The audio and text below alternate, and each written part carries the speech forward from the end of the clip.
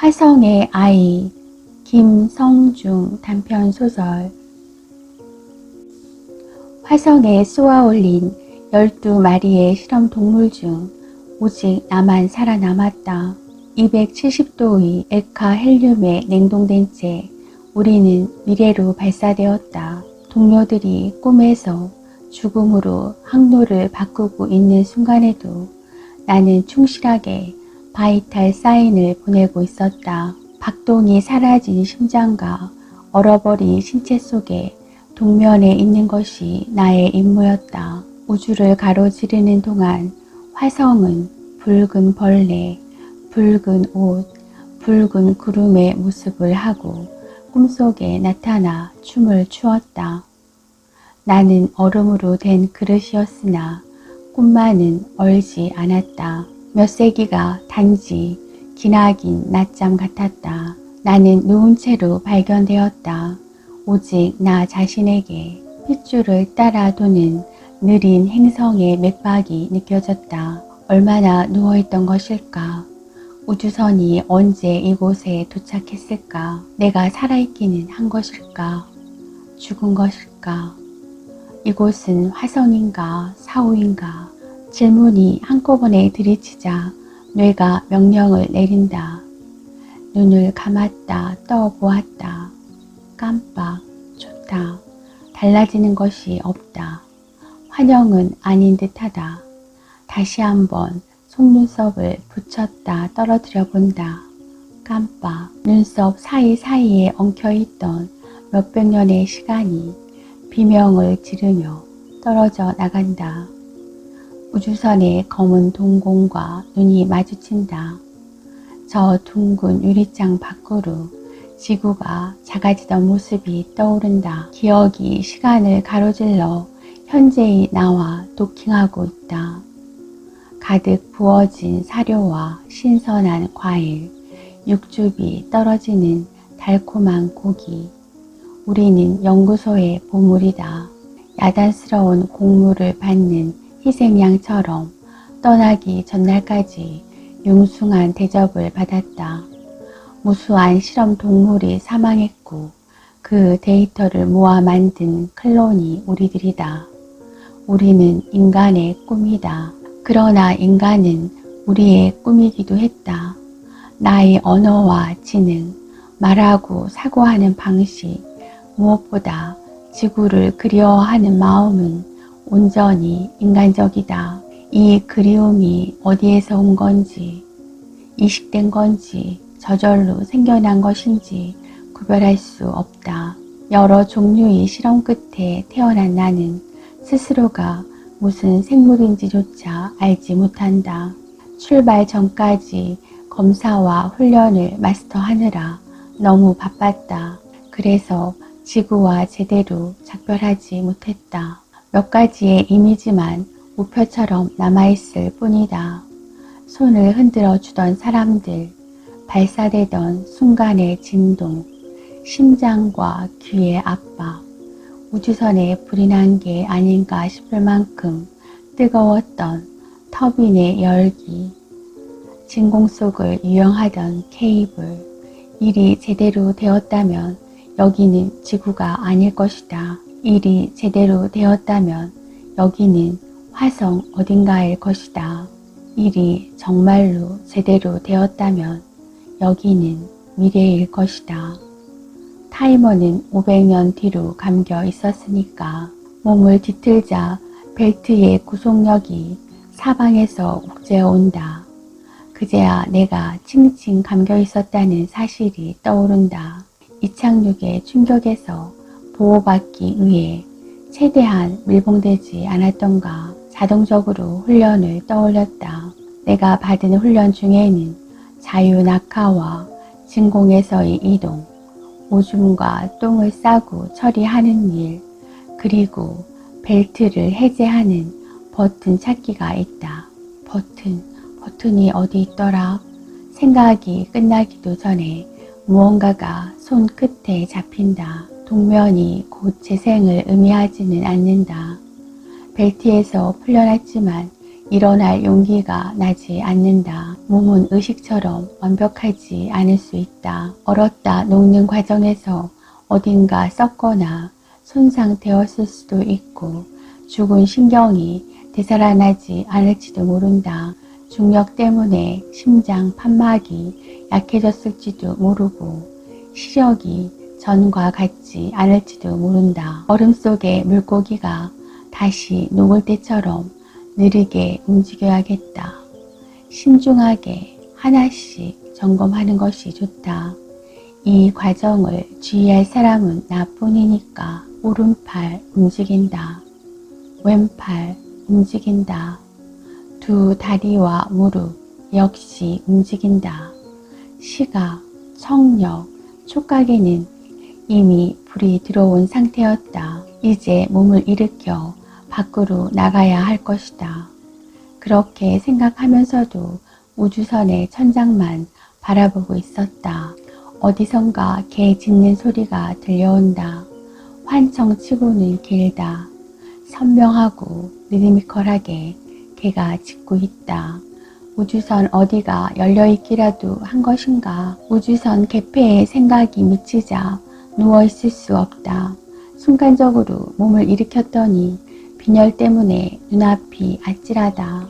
그러나 암흑이야말로 나의 전공이다. 숨을 들이쉬며 내부에서 퍼지는 통증을 시각적으로 그려본다. 부활을 알리는 시냅스와 뉴런을 떠올리자 검은 안개가 서서히 걷히고 있다. 눈을 떴을 때 내 앞에는 시베리안 허스키 한 마리가 꼬리를 흔들고 있었다. 라이카. 걔는 태연하게 입을 벌리더니 자기 소개를 했다. 알 수 없는 외국어로 말을 건네다 알아듣지 못하자 킁 한번 짖은 후 영어로 고쳐서 말을 한 것이다. 반갑다. 내 이름은 라이카야. 악센트가 도드라진 외국인의 영어다. 어떡해. 나는 라이카의 등 뒤 잠겨있는 문을 가리키며 말을 잇지 못했다. 걔가 말을 하는 것과 잠긴 문을 열고 들어온 것 중에 어느 것이 더 놀라운 일인지 판단하기 어려웠다. 열고 들어왔냐고? 질문을 태연하게 채워넣은 라이카는 나에게 열리지 않는 문이란 없어 라고 대답했다. 그는 벽을 통과했다. 중력도 통과하고 은하계도 통과하고 백색과 적색의 모든 행성을 통과했다고 한다. 라이카는 죽은 개였다. 우주선이 터졌을 때 산산조각난 내 몸은 지구를 축성하는 성수처럼 공중에 뿌려졌지. 그 후 줄곧 떠돌아다니기만 하고 있어. 젠장. 죽어서 나와보니 보다시피 신도 없고 천국도 없고 나는 갈 데도 없고 어딘가 익숙했다. 모니터에 떠오르는 이미지. 나는 라이카를 알고 있었다. 그는 우리 같은 실험 동물의 원조다.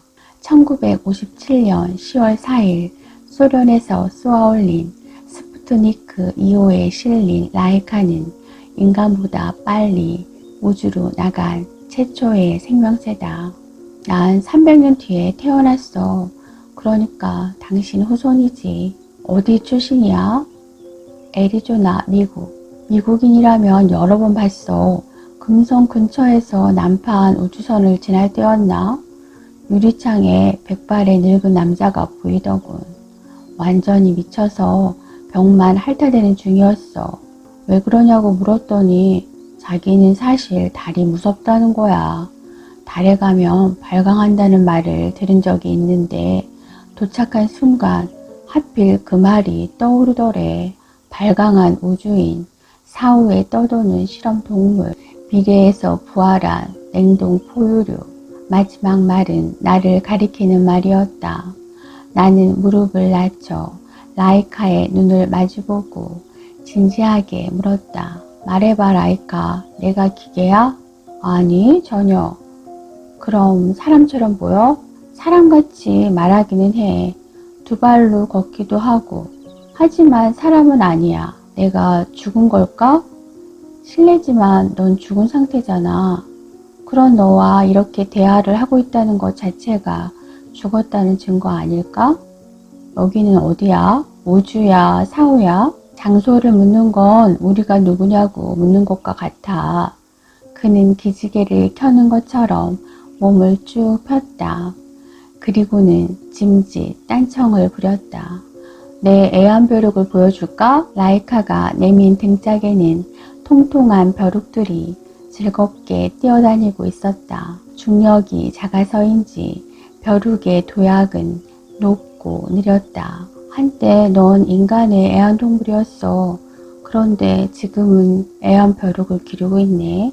너 실험동물이 되는 두 가지 필수 조건이 뭔지 알아?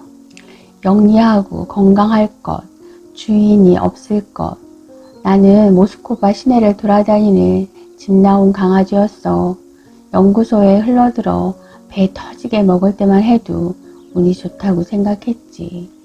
정신 차려보니 온몸이 전극이 달린 케이블로 칭칭 감긴 채 우주로 날아가고 있는 거야.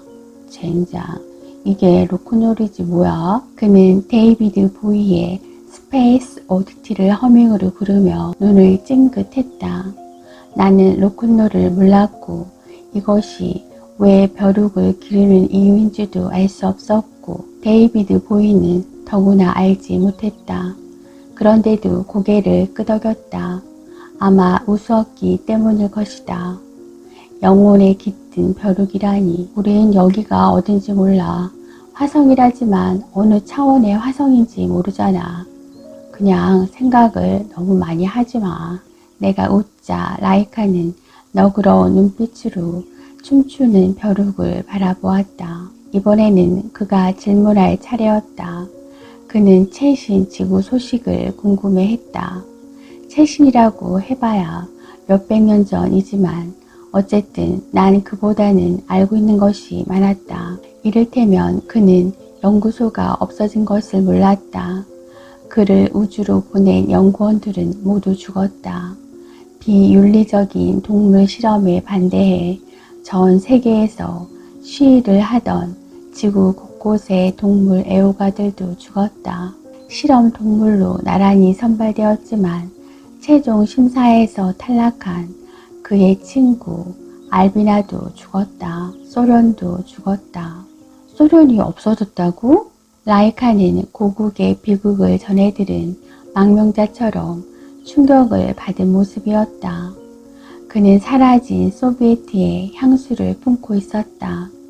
냉전 시대의 우주인들은 대리 전쟁을 치렀고 그의 존재는 한동안 소련의 승리를 의미했다. 내 얼굴이 담긴 기념 우표도 있었는데. 넋이 나가버린 라이카. 아니, 넋만 남아있다고 했던가. 나는 무거운 분위기를 바꿀 요량으로 달에서 화성까지 어떻게 왔느냐고 물었다. 죽었더니 쉽게 올 수 있던데? 그냥 네 발로 걸어서 왔어. 달에는 산 사람이건 죽은 사람이건 우주인들이 바글거려서 도무지 조용하게 지낼 수가 없더라고. 처음 화성에 올 때만 해도 발자국 하나 찍히지 않은 완벽한 은둔지였지. 그래서 여기가 천국도 지옥도 아닌 연옥이라고 생각을 했지. 연옥이 뭐였더라? 세상에, 넌 단테도 안 읽었어? 걔는 기다란 혀를 빼물고 끌끌 찼다. 내 무릎까지밖에 오지 않는 이 시베리안 허스키는 터무니없이 똑똑하고 신랄하다. 남의 무지에 놀라는 방식으로 지성을 드러내는 오만한 성품의 소유자이기도 하다. 하긴 넌 내가 본 동물 중에 정말 희한하게 생겼어. 인간은 아니지만 인간처럼 멍청하고. 아, 미안. 전혀 미안하지 않은 표정으로 라이카가 말했다. 어휘만큼이나 표정도 풍부한 이 개가 점점 싫어지려 한다. 그런데 이 냄새 속에 있는 게 괜찮니? 갑자기 라이카가 정색을 하고 코를 킁킁 거렸다.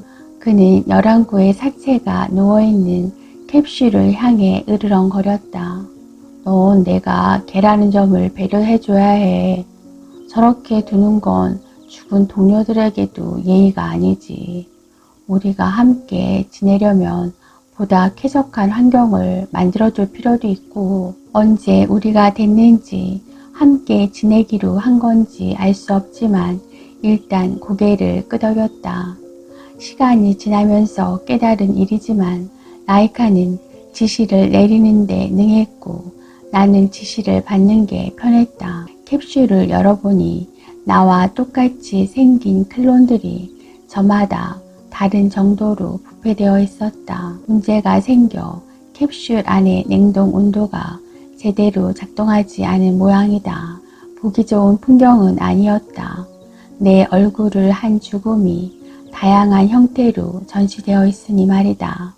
우주선을 치우는 일은 지난 300년의 시간을 정리하는 일이기도 했다. 부지런히 몸을 움직이자 일상 감각이라 할 만한 것이 돌아왔다. 창밖으로 오렌지빛 대기가 두터워지고 있었다. 어두워지기 전에 사체를 묻을 요량으로 해치를 열었다. 마침내 화성에 발을 디뎠다. 풍경 자체는 지구의 황무지와 크게 다를 바 없었다. 모서리가 뾰족한 돌, 윤곽뿐인 바위들, 구름 한 점 없는 살구빛 하늘. 여기가 정말 화성인가? 구름이 없는 탓에 하늘은 무표정한 얼굴 같았다. 삽을 들어 흙을 팠다.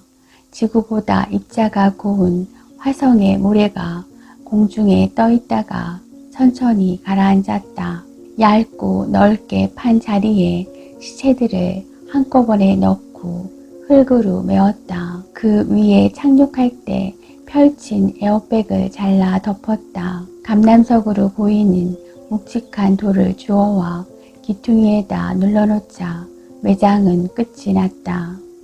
내 동료들 11구의 클론은 결국 화성에 묻히기 위해 기나긴 우주 비행을 한 셈이다. 하늘에는 포보스와 데이모스, 생기 없는 두 개의 위성이 떠올라 있었다.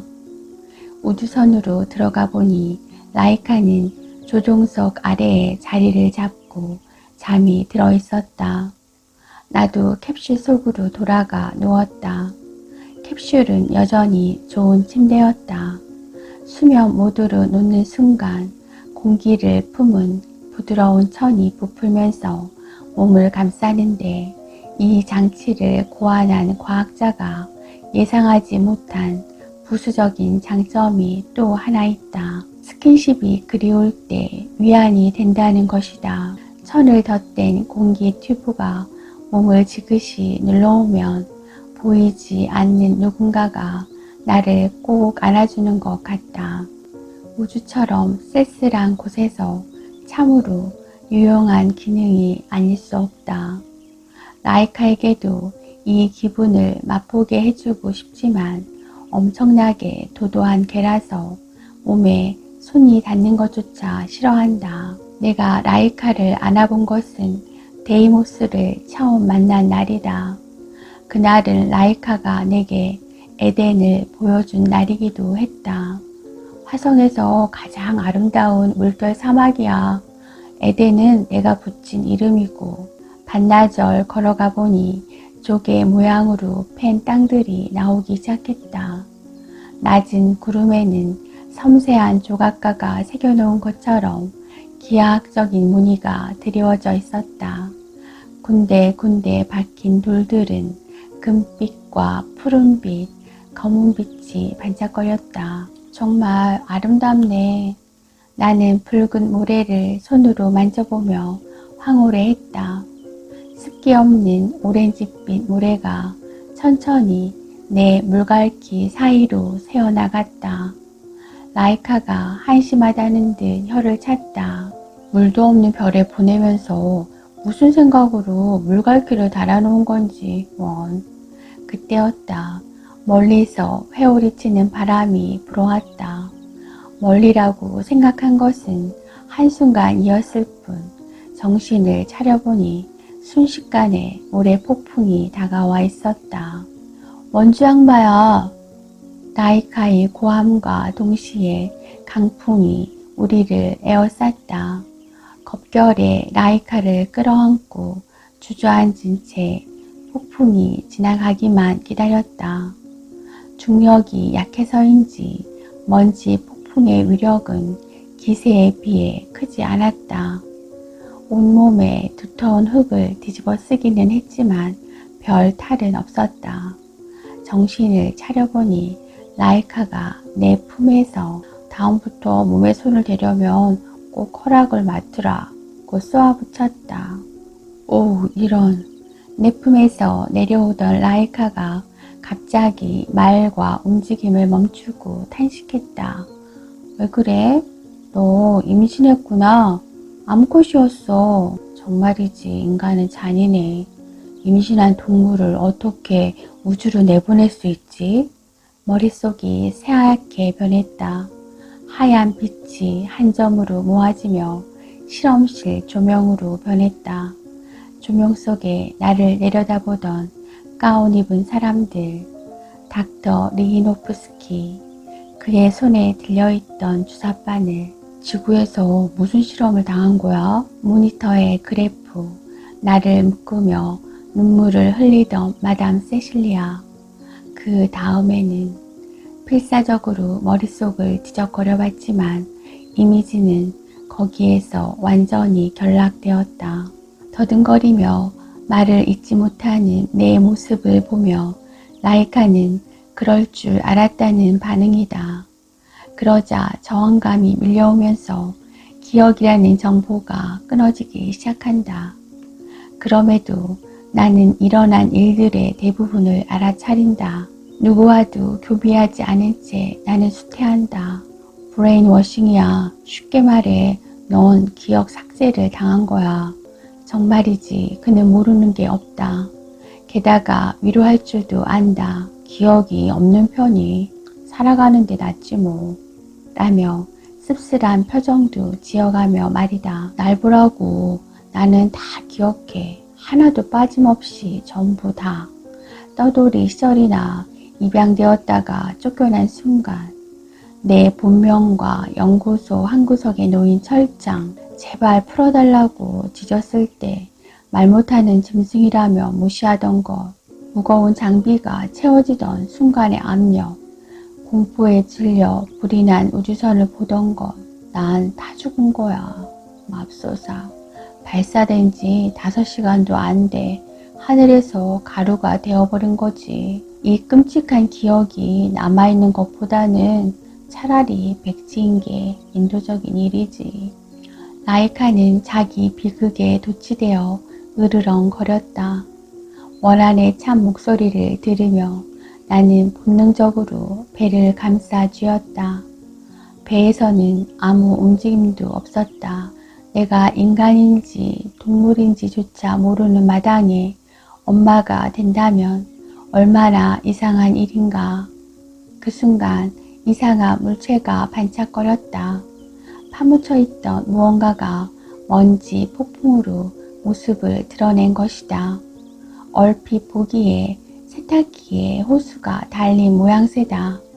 내가 다가가자 라이카는 목소리를 낮추며 얼른 파보라고 신호를 보냈다. 별다른 도구가 없어 시간이 많이 걸렸지만 꺼내고 보니 내 키의 절반, 몸통의 2배쯤 되는 탐사 로봇이었다. 초경량 재질로 만들어졌는지 무게는 그다지 무겁지 않았으나 모서리가 찌그러지고 레일이 바퀴에서 빠져 있었다. 전원은 완전히 꺼져 있었다. 망가진 것 같다고 말하자 라이카는 고개를 저으며 로봇의 뒷면을 가리켰다. 저길 닦으라고. 그가 말한 곳은 먼지가 두텁게 쌓인 태양 전지판이었다. 우리는 탐사 로봇을 가져와 볕이 잘 드는 곳에 세워두었다. 그러고는 얼마 안가 잊어버렸다.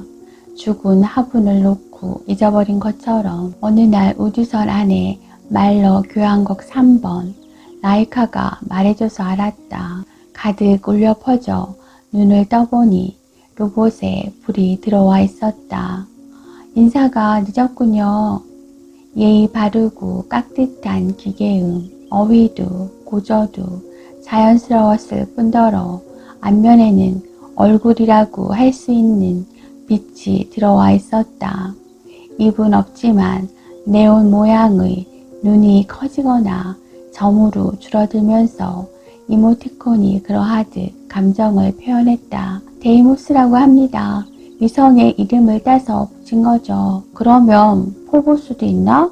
라이카가 거두절미 아는 체를 하자 로봇의 눈이 텅스텐 빛깔로 바뀌며 가늘고 길게 변했다.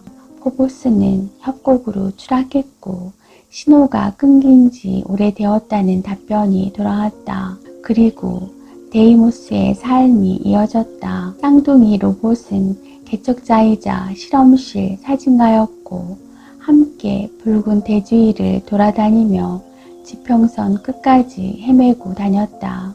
그들은 2인조였기 때문에 한쪽이 위기에 처하면 다른 한쪽이 구했다. 지구에서 예상한 수명의 5배를 넘기며 임무를 수행하는 동안 이들은 강한 유대감으로 연결됐고 지능도 점점 높아졌다.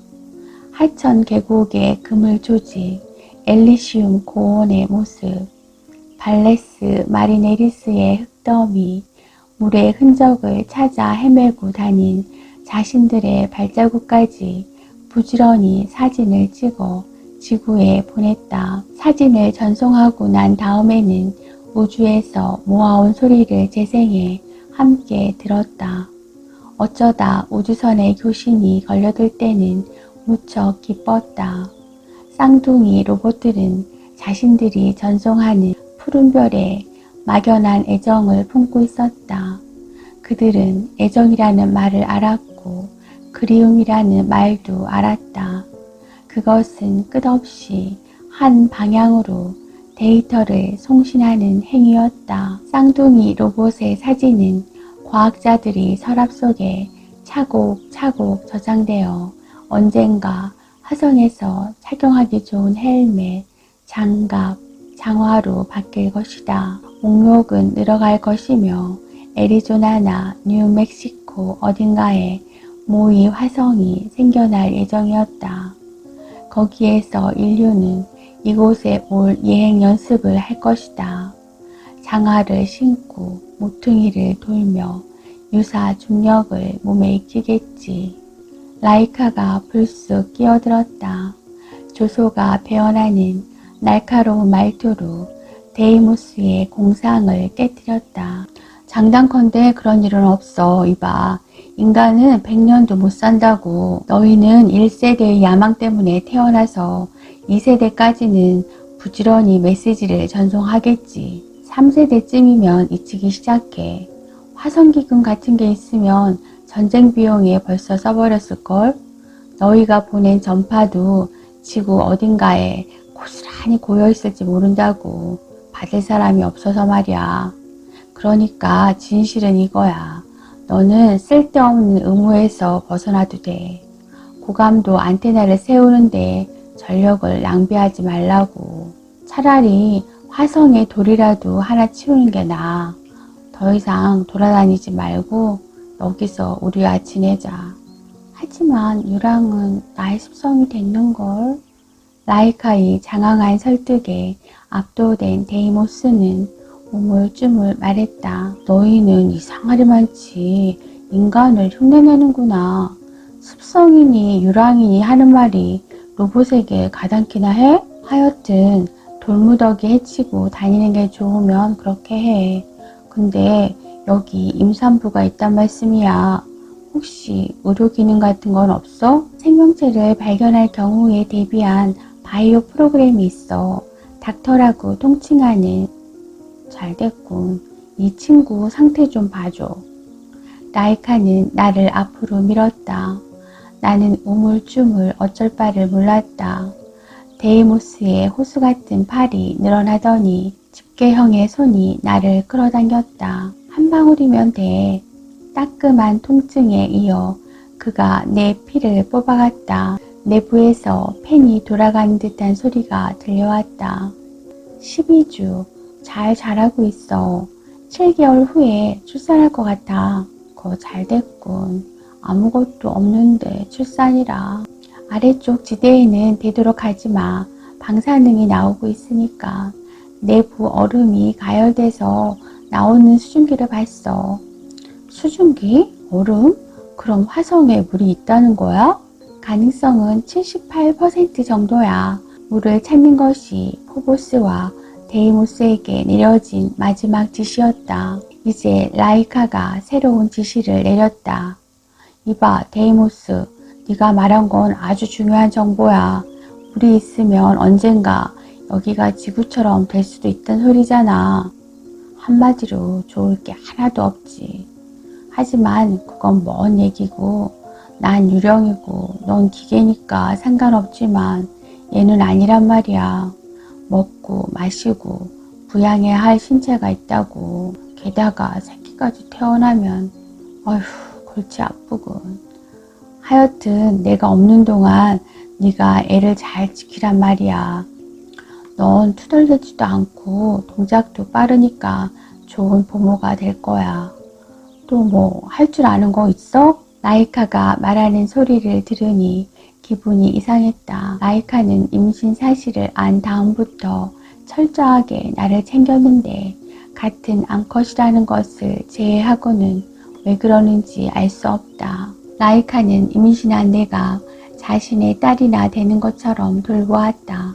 화성의 하늘처럼 속을 알 수 없는 개였지만 이후 라이카가 내게 쏟아부은 정성을 생각하면 누군가 나를 위해 보내준 존재가 아닐까 싶었다. 데이모스에게 12주라는 말을 들은 다음부터 몸이 바뀌기 시작했다.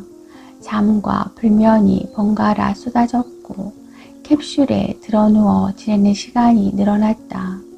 조금씩 부풀어 오르는 배를 보고 있으면 빛을 받아 차오르는 달 같았다. 친구들이 우주선 아래에 달아준 해먹에서 하루에도 몇 번씩 낮잠을 잤다.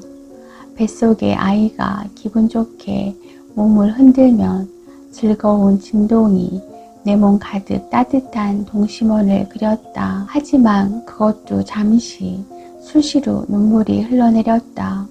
어리둥절할 만큼 빠르게 변하는 감정을 들여다보면 이것조차 실험 탓인지 아니면 새끼를 품은 어미가 겪는 자연스러운 본능인지 구별할 수 없었다. 어느 날 데이모스가 태아의 심장 소리를 들려주었다. 데이모스의 팔은 못하는 것이 없다. 전원 꺼진 버튼이 없어 반쯤 영생하는 이 기계는 영구히 노동하도록 프로그래밍 되어 있다. 지금은 온 기능을 다해 우리를 돌보고 심장 소리까지 들려준다. 아이의 심장 소리, 그 소리는 우리에게 전 속력으로 달려오는 작은 우주선 같았다. 이보다 더 큰 소리는 들어본 적이 없어. 라이카는 시적으로 감격을 표현했다. 그 사이 라이카와 데이모스는 우물을 완성했고 나흘에 한 번꼴로 내려가 10리터 정도의 물을 길어 탱크에 채우기 시작했다. 데이모스가 검수해 본 결과 안전하다고 했지만 라이카는 아직까지 이 물을 나에게 먹이지 않고 있다. 그는 안절부절 못하는 방식으로 나를 챙겼다. 산딸이 멀었는데도 자기가 아끼는 4마리의 애완 벼룩마저 몸에서 뽑아내어 통 속에 따로 둘 정도였다. 이 폐허가 더 이상 냉혹하게만 보이지 않는 것은 우리가 생활이라는 리듬을 함께 만들었기 때문일 것이다. 나는 우주선 아래 그늘막에서 옅은 졸음에 빠져 있었다. 겉면에는 의식이 들어있지만 그 안쪽으로 여러 꿈들이 지나가는 상태였다. 꿈과 의식 양쪽으로 두 사람의 목소리가 스며들었다. 꿈속에서 구름을 보았는데 그건 화성에서 볼 수 없는 풍성한 깃털 모양이었다. 피어오르는 구름을 올려다보는 동안 옆에서 친구들의 목소리가 들려왔다. 세척의 배 알고 있어. 몇 명이나 되는 것 같아? 많아. 지금 내려오는 거야? 구름은 우주선 모양으로 바뀌었고 유리창으로 체내 박동 조종기를 단 우주인들이 착륙할 준비를 하는 모습이 보였다. 계속되는 대화에 따라 꿈속의 이미지가 바뀌었다. 주로 라이카가 묻고 데이모스가 대답하는 식이었다. 인간이야? 그래, 인간. 하나, 둘, 셋, 넷. 줄 잡아 70명쯤 되는 것 같아. 인간이 오고 있다. 세척이 배에 나누어 70명쯤 되는 인간이 화성에 착륙한다. 인간은 무서운 존재였다.